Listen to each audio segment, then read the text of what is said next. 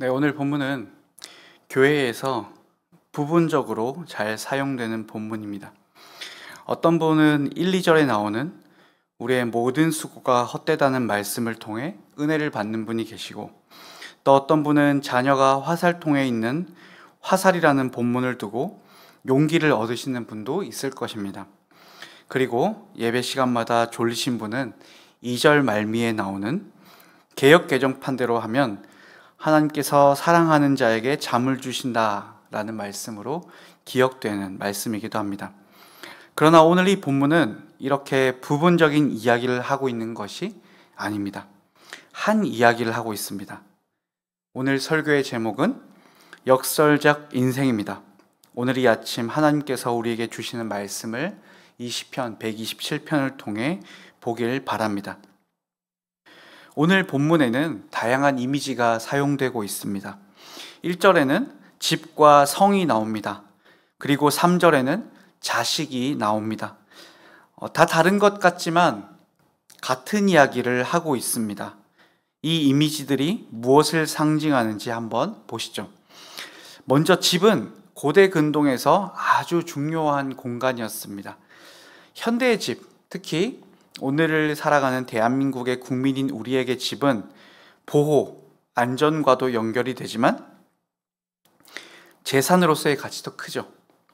하지만 고대에는 집은 생존의 핵심이었습니다. 그런 의미에서 성도 마찬가지죠.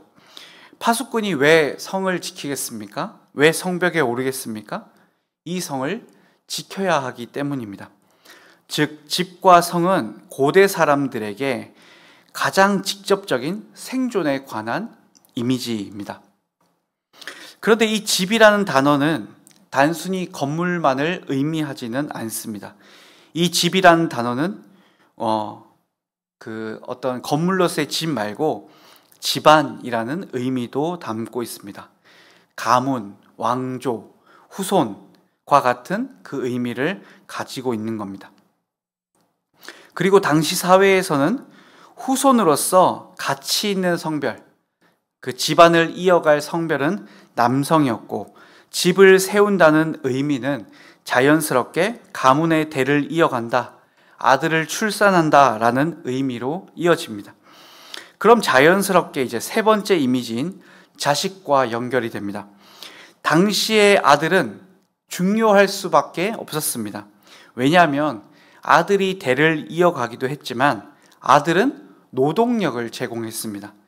농사와 목축이 주 산업이었던 당시 사람들은 아들은 단순히 그냥 딸이 예쁘냐 아들이 예쁘냐의 문제가 아니라 아들은 곧 그 집안의 경제력이기도 했던 것입니다. 열심히 나가서 일을 하고 땀을 흘려야 하는 집안의 경제의 대들보였던 것이죠. 그뿐입니까? 아들은 집안을 지키는 사람입니다. 아들은 일을 하다가도 가족에게 위협이 되는 일이 있다면 언제든지 무기를 들고 가족을 위해 목숨을 걸고 싸워야 했습니다. 그래서 아들은 중요했고, 아들을 낳는 것은 그 집안을 세우는, 그 집안을 안전하게 지키는 그 일에 굉장히 중요한 일이었습니다. 자, 그럼 한번 보십시오. 집, 성, 아들은 곧 무엇입니까? 그 당시의 생존이자 번영이자 그리고 안전이었습니다. 다시 말해서 여기 등장하고 있는 시편 127편에서 말하고 있는 집, 성, 아들은 곧 그들의 삶이었습니다. 먹고 사는 문제였고 생존의 문제였습니다. 자, 그런데 오늘 본문은 무엇이라고 합니까? 주님께서 집을 세우지 않으시면 집을 세우는 사람의 수고가 헛되다라고 합니다. 주께서 성을 지키지 않으시면 파수꾼이 깨어 있어도 아무 소용이 없다라고 합니다. 열심히 집을 세우고 열심히 성을 지켰는데 주님께서 집을 세우지 않으면, 주님께서 성을 지키시지 않으시면 인간의 모든 수고가 헛되다라고 합니다. 아무리 일찍 일어나서 더 수고하고 아무리 먹고 살려고 애써 수고해도 모든 일이 헛되다라는 것입니다. 아마 발견하셨을 것입니다. 오늘 본문에서 가장 많이 등장하는 단어가 헛되다입니다. 결국 오늘 이 말씀은 너희가 열심히 살고 열심히 모으고 열심히 달려도 하나님이 일 안 하시면 그 모든 것이 헛되다라는 말씀입니다. 즉, 우리 인생이 우리의 노력으로 만들어지는 것이 아니라는 말씀인 것이죠. 그런데 이 말씀은 우리에게 참 소망이 됩니다. 아니, 우리가 노력하는 모든 것이 헛되다는데 어떻게 참 소망이 되겠습니까? 라고 질문하실 수 있겠습니다만, 그럼에도 불구하고 이 본문은 확실히 우리에게 참 소망이 됩니다. 왜냐하면 우리가 노력하는 것 하나님이 하시지 않으시면 다 헛것이 되지만, 반대로 우리의 실력이 부족하고 우리가 실패하고 못해도 하나님이 하시면 우리 인생이 의미가 있기 때문입니다. 우리가 세우지 않았는데 세워져 갑니다. 우리가 지키지 않았는데 안전합니다. 우리가 망가뜨린 것 같은데 우리의 인생이 빛날 수 있습니다. 그리고 이 말을 가장 절묘하게 표현하고 있는 말씀이 바로 이 말씀이죠. 2절에 진실로 주님께서는 사랑하시는 사람에게는 그가 잠을 자는 동안에도 복을 주신다. 잠을 자는 것은 열심히 사는 것의 반대입니다. 잠을 자는 것은 아무것도 하지 않는 것이죠. 그러니 오늘 본문에 등장한 열심히 세우려고 하고 열심히 지키고 열심히 살아가는 그 사람의 모습과 가장 극단적으로 반대되는 사람의 모습이 잠을 자는 것입니다. 그런데 하나님께서 사랑하신 사람에게는 그 사람이 잠을 잘 때도 복을 주신다. 이 말은 사람이 아무리 세우려고 해도 하나님이 세우지 않으시면 다 허사지만, 하나님이 사랑하신 사람은 그가 집을 세우려 하지 않고 망대에 오르지 않고 그가 어떠한 것을 하지 않더라도 하나님께서 그 집을 세우시고 그 집을 지키신다라고 말하고 있는 것입니다. 결국 이 말씀의 결론은 우리 인생은 우리의 노력으로 세워지는 것이 아니라 하나님의 열심으로 세워져 간다. 하나님의 은혜로 우리 인생이 세워져 간다. 우리가 잠을 자는 것 같이 아무것도 하지 않을 때에도, 하지 못할 때에도, 할 수 없을 때에도 하나님께서 우리 인생을 이끌어 가신다라고 말하고 있는 것입니다. 성도 여러분, 우리의 인생은 우리의 작품이 아닙니다. 하나님의 작품입니다. 우리가 세우는 것 아닙니다. 우리가 지키는 것 아닙니다. 우리가 움직이는 것 아닙니다. 하나님께서 하시는 일입니다.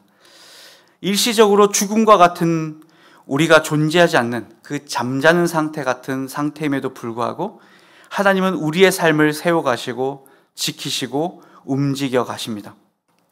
그러니 우리가 우리 인생을 잘 산다고 하는 것은 단순히 열심히 살고 힘을 다해 살고 다른 사람보다 부지런히 사는 것이 아니라, 내가 그것을 하지 못할 때에도, 할 수 없을 때에도 하나님께서 내 인생을 책임지신다. 내 인생은 내 손에 달린 것이 아니라 하나님의 손에 달려있다. 그 하나님을 신뢰하는 것입니다. 우리 인생에 이해가 안 되는 일도 있고 도무지 견딜 수 없는 일도 있고 말도 안 되는 일이 우리 삶에 존재하겠지만, 그럼에도 오늘 우리는 하나님께서 우리를 사랑하심으로 우리의 인생을 세워가신다는 것을 믿으며 걸어가야 합니다. 성도 여러분, 하나님께서 세우십니다. 하나님께서 지키십니다. 하나님께서 힘을 갖게 하십니다. 그리고 하나님께서 우리의 삶을 하나님의 길로 인도하십니다. 우리가 할 바는 하나님 신뢰하며 주어진 시간을 포기하거나 내팽개치지 않고 충성되이 살아가는 것입니다. 기도하겠습니다. 하나님, 우리는 우리가 세우는 줄 알았습니다. 우리는 우리가 우리 삶을 가꾸고 위험을 대비하는 줄 알고 살았습니다. 다시금 교만한 마음을 내려놓습니다. 다시금 나의 삶이 하나님께로부터 왔고 하나님께로 가고 있음을 기억합니다. 하나님, 그럼에도 기도합니다. 도와주십시오. 하나님께서 하시는 일이나 우리가 보기에는 풍전등화 같은 나의 인생 같습니다.